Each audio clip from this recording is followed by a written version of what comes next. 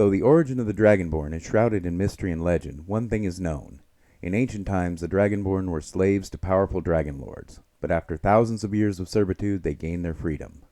Today, many Dragonborn still harbor hatred and resentment towards dragonkind. Many others are indifferent to dragons, letting the past remain in the past. However, there are some who still serve dragons, no longer as slaves, but as willing followers. Some are allies to shining metallic dragons in their fight against evil, but some take a darker path. Some even serve the greatest of evil dragon lords, Tiamat. Stay with us as we tell of one of her minions and his rise to power.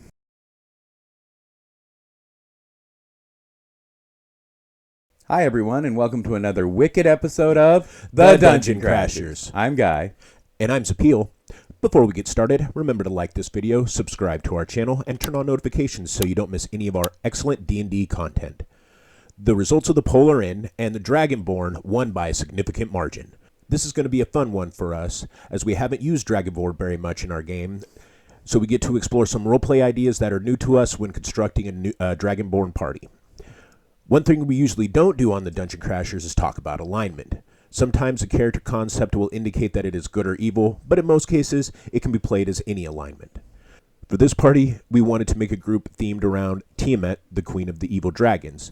So it is assumed that this party, being her servants, are evil, and that's how we're going to describe them.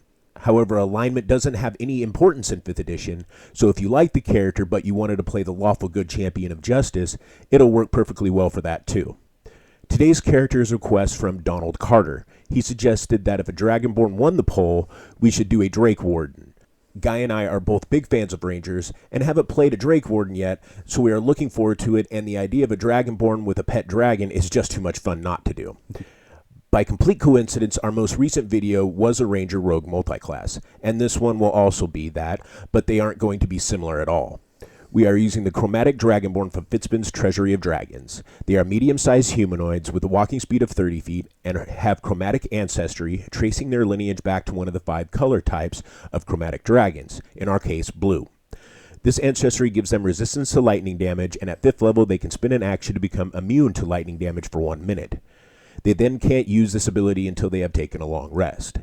They also gain a breath weapon. When taking an attack action, they can replace one of their attacks with a 30-foot line of lightning that is 5 feet wide. Any creature in the area must make a dexterity save or take 1d10 lightning damage or half if they succeed. The DC for this save is 8 plus your proficiency bonus plus constitution modifier. They can use this ability a number of times per day equal to their proficiency bonus. The damage for this improves by a d10 at 5th, 11th, and 17th level, just like a cantrip. Dragonborn speak Common and one other language that your DM thinks is appropriate. We are taking Draconic.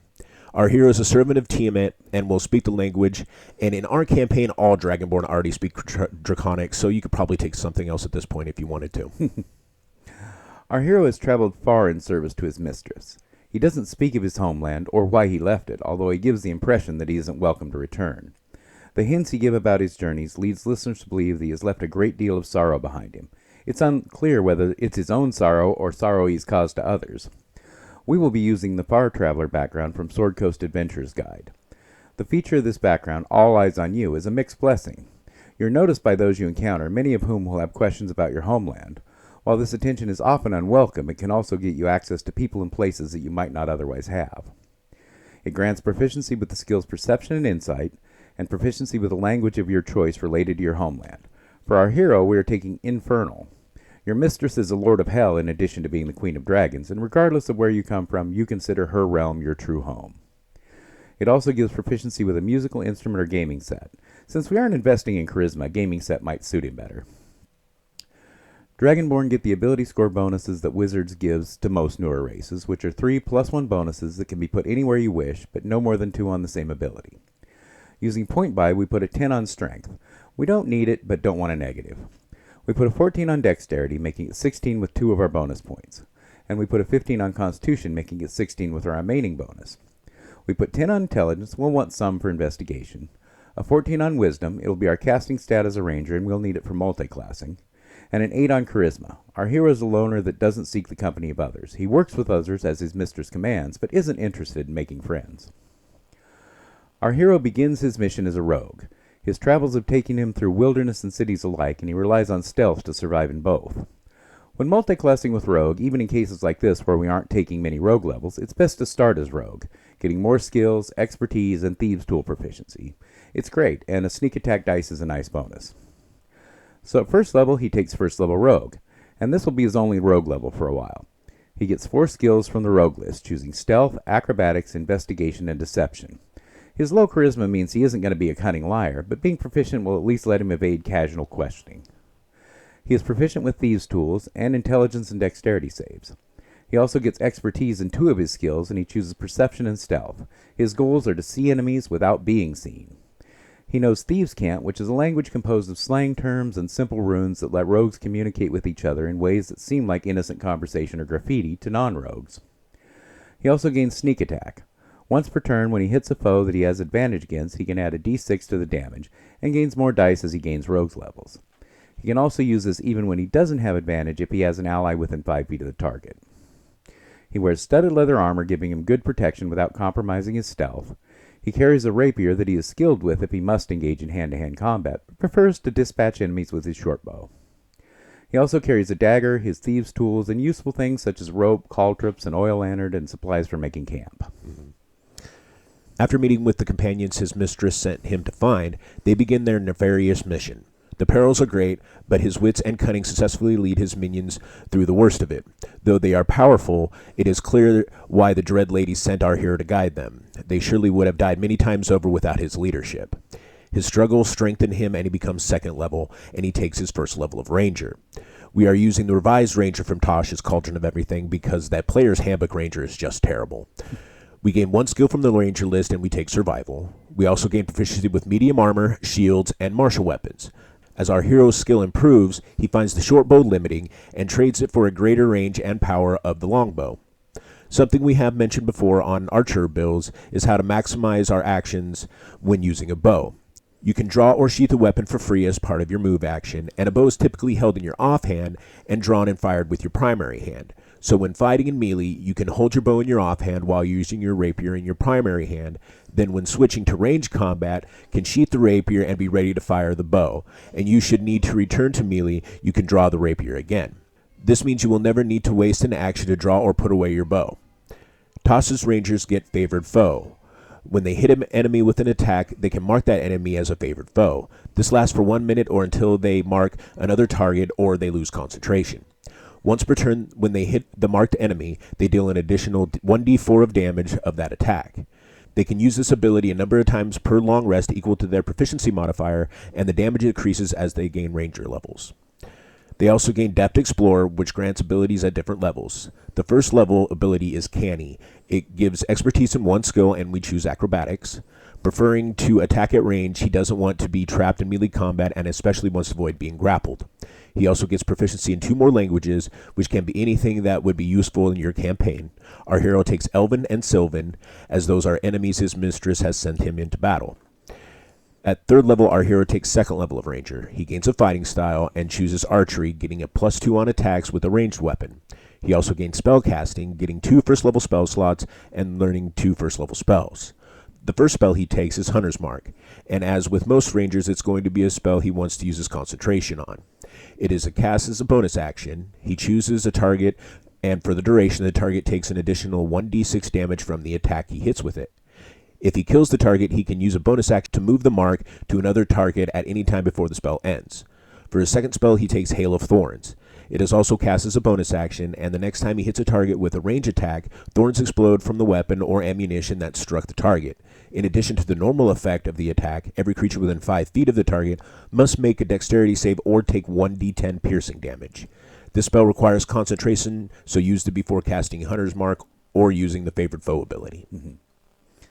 As a reward for his diligent service on behalf of his mistress, she rewards him with a boon, a draconic spirit that will manifest as a dragon that fights alongside him.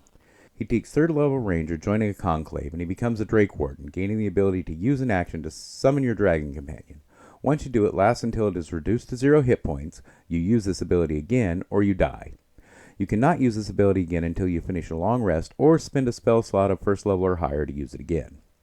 The Drake appears how you choose. You can select its color, the texture of its scales, and any visual effects of its draconic essence. Its stat block is listed in the class description. It's small in size and has a bite attack. It also has a draconic essence that you choose when you summon it. That can be acid, cold, fire, lightning, or poison. It gains immunity to that type of damage and can use its reaction when another creature within 30 feet hits with an attack to infuse that creature's strike with the energy of its draconic essence, having that attack deal an extra d6 of that type.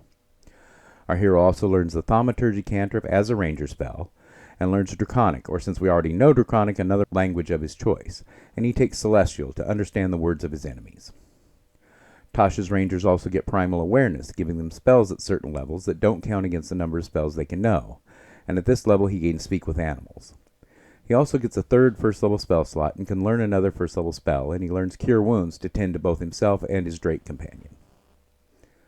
At 5th level, he takes 4th level Ranger, gaining an ability score improvement or feat, and he takes the Sharpshooter feat. It allows him to ignore penalties from range, and his targets get no benefit from half or 3/4 cover, and when taking an attack, he can choose to subtract 5 from the attack roll to add 10 to the damage.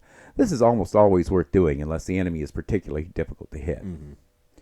And at 6th level, he takes 5th level Ranger, getting extra attack, allowing him to make 2 attacks instead of 1 when taking the attack action. Combined with Sharpshooter, Hunter's Mark, and Sneak Attack, this makes him a deadly archer, and his Drake can engage enemies to guarantee that he can get a sneak attack. He can also now use his breath weapon for one of his attacks and still be able to fire an arrow. His spellcasting also improves. He gains a 4th first level spell slot and 2 second level spell slots, and he can learn a spell of 2nd level. He chooses Dark Vision. Dragonborn lack this ability, and carrying a light makes being stealthy nearly impossible. His Primeval Awareness grants him the spell Beast Sense as a bonus spell known.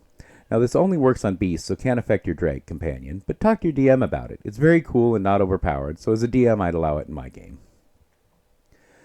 At 7th level, he takes 6th level Ranger. His favored foe ability improves, increasing the dice from a d4 to a d6, and from Deft Explorer he gains Roving, which increases his speed by 5 feet and gives him a swimming and climbing speed equal to his walking speed. He has led his minions well against the enemies of his mistress, crushing those who stand in her way. As a reward, she grants more power to his draconic spirits that serves him. At 8th level, he takes 7th level Ranger. His Drake companion grows to medium size and also grows a pair of wings, giving it a flying speed equal to its walking speed. He can use the Drake for a mount, but it can't fly while carrying him. He also gains resistance to the damage type of the Drake's draconic essence, and the Drake's bite deals an extra 1d6 damage of that type. The Drake gaining a flying speed is useful in many ways, making it an excellent scout and allowing it to gauge flying enemies, which will then allow our hero to use sneak attack against them. He also gains another 2nd level spell slot and can learn another 2nd level spell and chooses Healing Spirit. Because this spell is cast as a bonus action and requires no action to use, it can be great in combat. However, it requires concentration, so it would prevent him from using Hunter's Mark. It is also a very powerful healing spell outside of combat and could allow him to restore both himself and his Drake after a hard fight.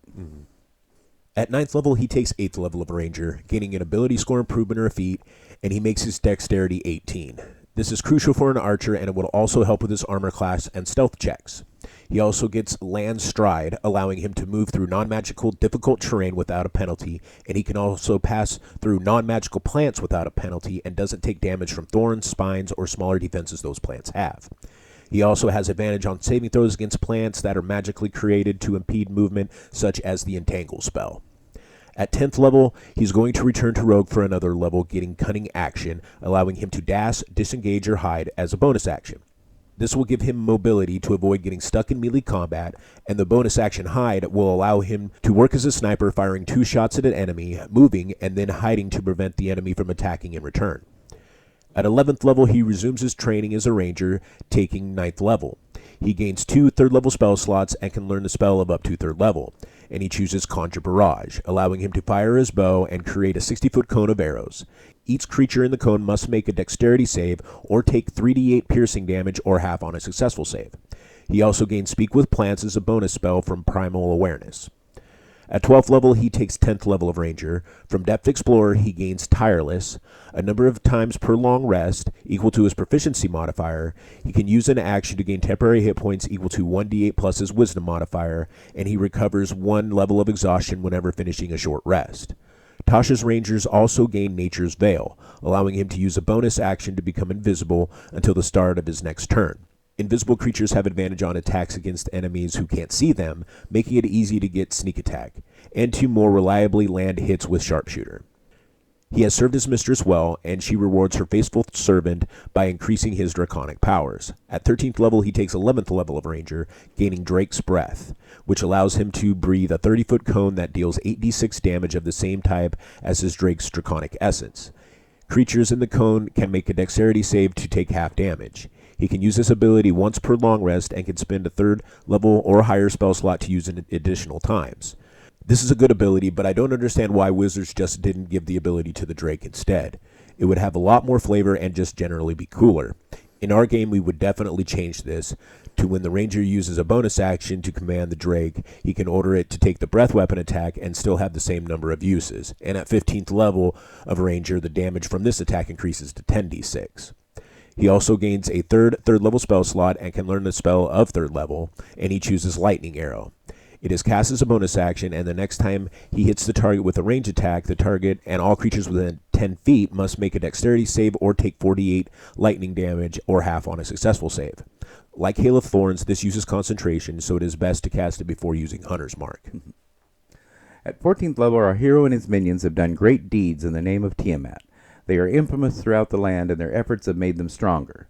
He takes 12th level Ranger, gaining another ability score improvement or feat, and he's going to cap his dexterity at 20 in order to be the strongest archer possible. This also helps with armor class, stealth, and acrobatics, all of which are important to him. At 15th level, he devotes some more effort to his rogue training, gaining 3rd level, getting his roguish archetype, and he chooses the Scout. He gains Skirmisher. Whenever an enemy ends its turn within 5 feet of him, he can move up to half his speed as a reaction without provoking attacks of opportunity. This will help him stay out of range and out of melee combat, which is where he wants to be. He also gains proficiency and expertise with the nature and survival skills. His sneak attack improves here as well, becoming 2d6. And at 16th level, he takes 13th level Ranger. He gains a 4th level spell slot and can learn a spell of up to 4th level, and he takes Guardian of Nature, which allows him to transform into a powerful nature spirit that can have one of 2 forms: a beast form that is good for melee fighting, and a tree form that is good for archers and casters. The tree form is one we are interested in. It requires concentration and lasts for a minute. While the spell is in effect, he gains 10 temporary hit points, makes constitution saves with advantage, and the ground within 15 feet of him is difficult terrain for his enemies, and best of all, he makes dexterity and wisdom-based attacks with advantage. This means he will be able to land sneak attacks with sharpshooter reliably every round. And at 17th level, he takes 14th level Ranger. His favored foe dice increases to a d8, and he gains Vanish, which allows him to hide as a bonus action on his turn. However, he already has this ability from Rogue, and that just shows just how bad this ability is at 14th level. The Rogue's Cunning action does much more, and they get it at 2nd level. Yeah. This is a leftover from the Player's Handbook Ranger, where the designers really wanted Rangers to be terrible. It does make it so that he can't be tracked by non-magical means, so I guess that must be the awesome power they decided was fitting for a high-level character. It's actually not bad in the unlikely event that something powerful enough to bother a 14th level character is tracking him and lacks any magical means to locate him. At 18th level, he and his companions rank high among the servants of their goddess. They have slaughtered her enemies and carried out her schemes. She rewards our hero by increasing the power of his Drake even further. He takes 15th level Ranger, gaining Perfected Bond. His Drake grows to large size and can now use its flying speed while he rides it. An archer on a flying mount can be devastating. Its bite now deals 2d6 extra damage of the type of its draconic essence, and when he and his Drake take damage and are within 30 feet of each other, he can use his reaction to give one of them resistance to that damage. He can use this reaction a number of times per day, equal to his proficiency modifier.